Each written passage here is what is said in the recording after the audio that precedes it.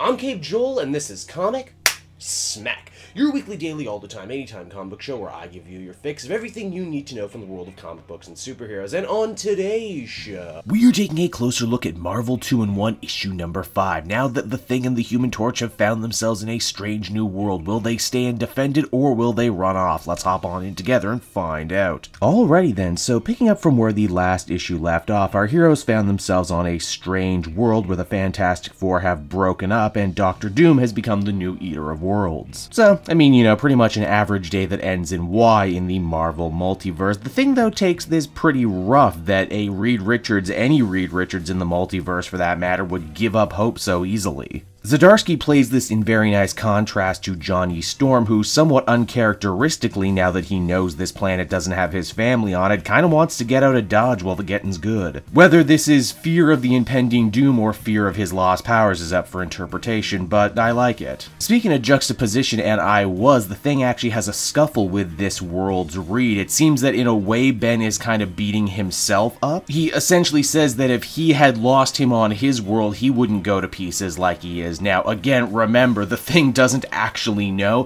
whether or not Reed and Sue are alive out in the multiverse and has been lying to Johnny right now about it. It's in this issue too we actually find out what became of this universe's Susan Storm. Turns out she's the new leader of S.H.I.E.L.D. and she's coordinating the superhero effort in repelling Dr. Doom's attack. And it truly is a hell of an attack, by the way. It used to be Galactus would only have one herald at a time, but Dr. Doom, that's a man who likes to diversify, so he has several silver Doombots doing his bidding for him. Again, they play with the idea of Johnny maybe wanting to leave this lost cause behind, but then the Thing reminds him, could he ever possibly face the real Reed and Sue knowing that he left these otherwise good people to their horrible fate? It also helps a ton that when his powers fail him in the middle of battle, it's the broken down Reed who actually manages to reclaim some of his self-worth by saving the Human Torch. Something it's made very clear he was unable to do with his own Earth's Johnny. The heroes were able to push back the Silver Doombots, but the problem still is Dr. Doom with the power of Galactus is coming soon to snuff out the Earth. It's here, though, that Dr. Rachna actually manages to put a hell of an extra dimension on this story, and that is that when our heroes jumped to an alternate universe, they weren't alone. The infamous Iron Man, aka their world's Dr. Doom, tagged along.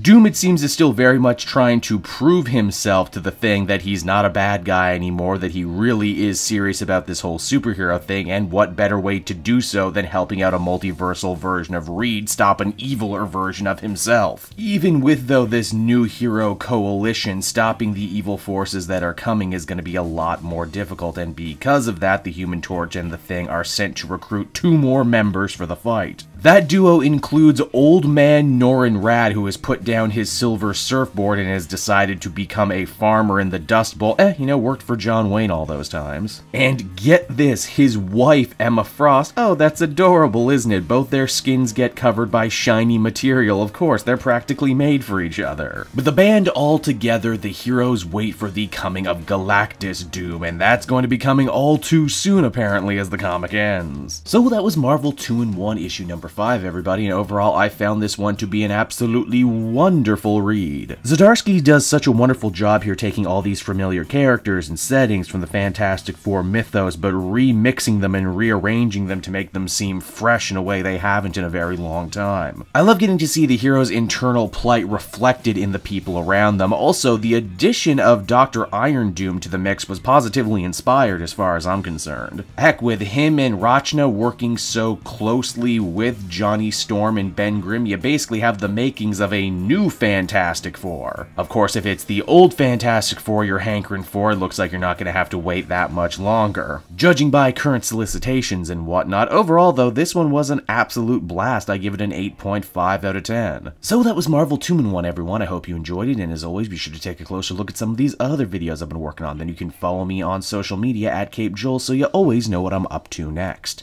And hey, if you like what I do and are feeling in a supportive mood, please by all means check out my Patreon link down in the description. Patrons get exclusive access to videos and content before anyone else, and you can do so for as little as $1 a month. And until next time, everyone, this has been Cape Joel. Thank you so much for watching and listening, and I'll see you all again later. Bye-bye.